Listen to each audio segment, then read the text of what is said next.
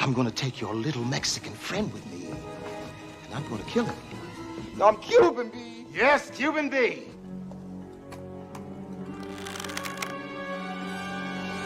Oh! I'm sorry, y'all. I don't want to be the first nigga to die from a crossbow. Samson, I'm sorry, okay?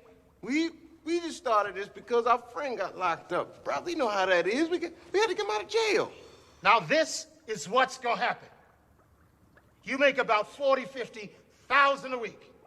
Shit. Well, I want half. $20,000 a week, or you're dead. You understand? 20,000 seems fair. That seems fair, right, guys? It's fair. Class dismissed.